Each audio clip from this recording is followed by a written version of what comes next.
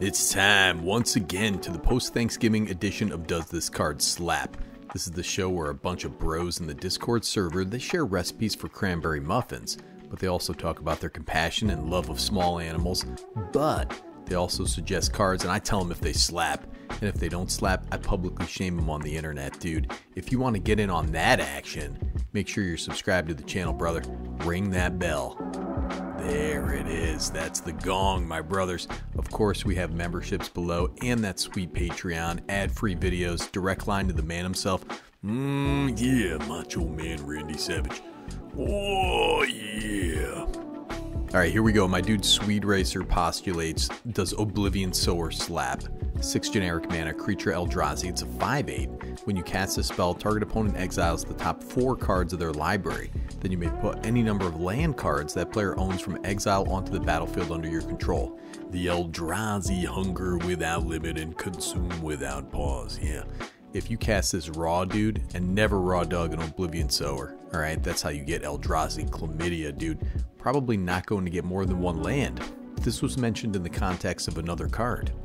And that card is Jeleva Nefalia's Scourge. So that's 1 blue, black, and a red, a legendary creature, vampire wizard. It's a 1/3, has flying. When this thing enters, each player exiles the top X cards of their library, where X is the amount of mana spent to cast Jeleva.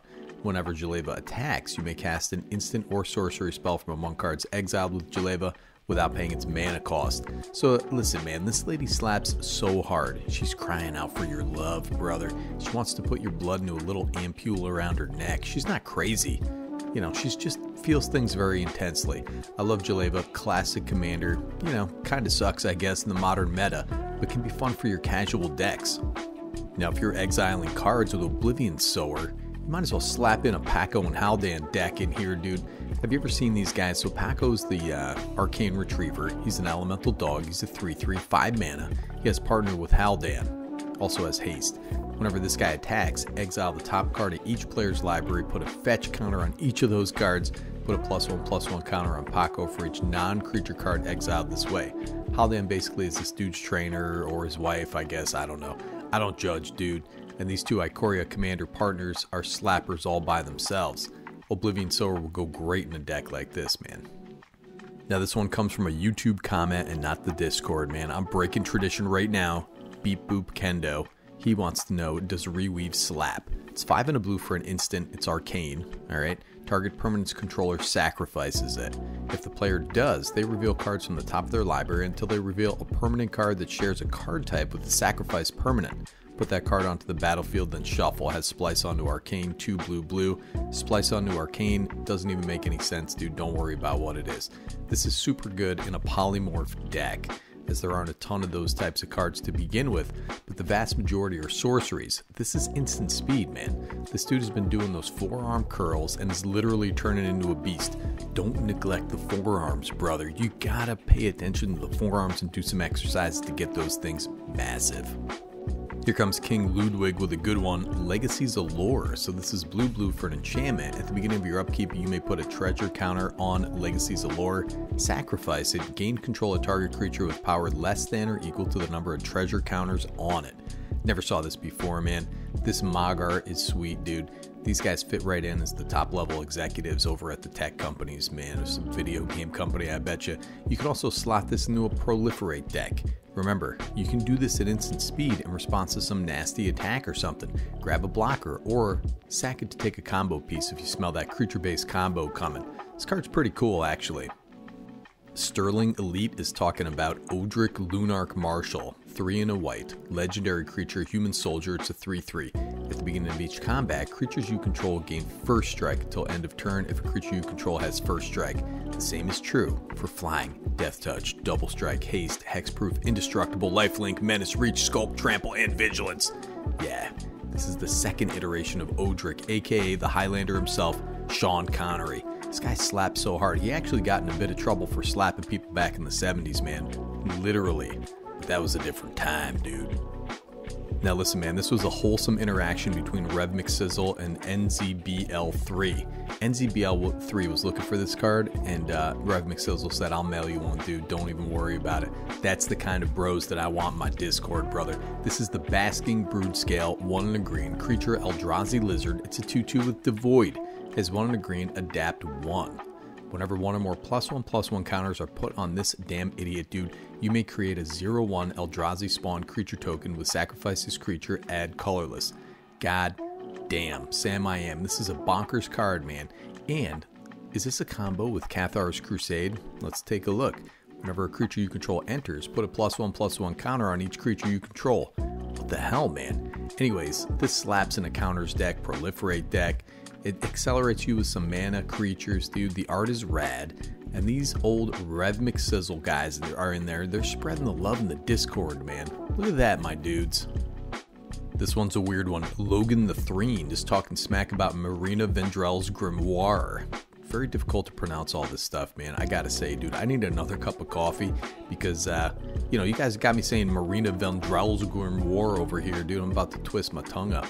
5 in blue, legendary artifact. When this thing enters, if you cast it, draw 5 cards. You have no maximum hand size. Don't lose the game for having 0 or less life. That's pretty good. But whenever you gain life, draw that many cards. But whenever you lose life, discard that many cards. Then if you have no cards in hand, you lose the game, man. It's a weird card right out of Duskmourn, dude. Interesting. 6 mana, 5 cards, then sack it for value, I guess. If you have instant speed sack outlets for artifacts out there, it's not bad at all. This is a weird card. It does slap, though. And my dude Zabkeel's out here talking about Biotransference. Have you guys ever seen this card? 2 black enchantment. Creatures you control are artifacts in addition to their other types. The same is true for creature spells you control and creature cards you own that aren't on the battlefield. Whenever you cast an artifact spell, you lose 1 life and create a 2/2 black Necron Warrior artifact creature token. In an artifact-centered deck, this can make lots of tokens. Very cool card out of Warhammer 40k. This was talked about a lot. People were like, oh my god, you know, this is the next Mycosynth Lattice. You know, it's not really, dude.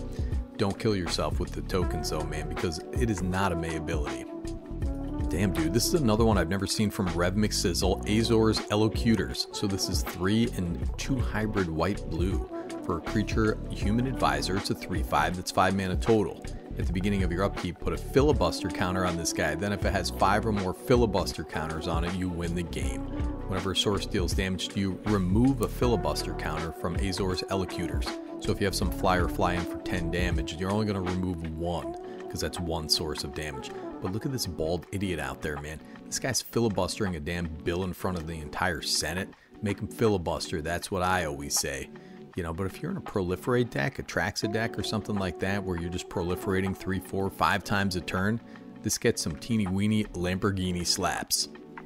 And RK9 wants to know, does Heartless Conscription slap? This is 6 black for a sorcery. Exile all creatures. For each card exiled this way, you may play that card for as long as it remains exiled, and mana of any type can be spent to cast that spell. And then you exile Heartless Conscription. So this is 8 mana. This card is amazing, dude. It's akin to kind of Decree of Pain, but you get to cast the creatures instead of drawing the cards. I like this in a theft-themed deck, or a deck that lets you cheat big sorceries like the aforementioned Jaleva. This card is pretty amazing. I dig it. It's like 35 cents, and it slaps, brother. Also goes great in a Laughing Jasper Flint deck. This guy's 1 black and a red, legendary creature, Lizard Rogue. It's a 4/3. Creatures you control but don't own are mercenaries in addition to their other types, and at the beginning of your upkeep, exile the top X cards of target opponent's library, where X is the number of outlaws you control. Till end of turn, you may cast spells from among those cards. Mana of any type can be spent to cast those spells. This guy slaps, dude, and so does this guy. Speaking of theft decks, Don Andres the Renegade. This guy's 1 blue, black, and a red. That kind of veered into a German accent. I don't know what the heck happened there, dude. Maybe a Spanish woman made love to a German man, and then Nikki G was born, baby. Legendary creature, Vampire Pirate. It's a 4/3. Each creature you control but don't own gets +2/+2 and has Menace and Death Touch, and is a pirate in addition to its other type, so that's an outlaw, dude. Whenever you cast a non-creature spell you don't own, create 2 tapped treasure tokens. I would slap in Heartless Conscription in either of these guys' big piles, man. And last here, RK9 with another one. Sunder, 3 blue, instant, return all lands to their owner's hands. This card can be absolutely nuts in decks where you're relying on artifact mana, or in decks that cast lots of little spells for value, or just to slow everyone down while you run away with the game. Or when you can Teferi's Protection yourself away from the Sunder. Sunder for plunder, my dudes, that's what I always say. Sunder for plunder, dude. I go into the grocery store, buy a couple bananas, slap the woman right in the face, and I say, Sunder for plunder, my dudes. Actually, I don't do that, man. That's not better, Commander, dude. I'm just joking around. We don't use physical violence ever. Unless you're backed into a corner, dude. Then you can unleash ninja moves that you got. You can unleash nunchuck moves, anything. If it's self-defense and you're backed into a corner. But anyways, man, those are the cards that slap for this week. And there are a bunch of good ones in there, man. Don't sleep on them. I'm all about these hidden gems. These guys are in there. They're talking about hidden gems. They're talking military secrets. They're talking Epstein files. You know, these guys are in there. They're getting deep into the conspiracies, brother. Birds aren't real. I'm going to tell you here right now. They're drones, man. They're drones, dude. The hidden tech and the sleepers. These unpaid interns are in there slapping their decks full of these things, man. Nikki G, Better Commander, signing off.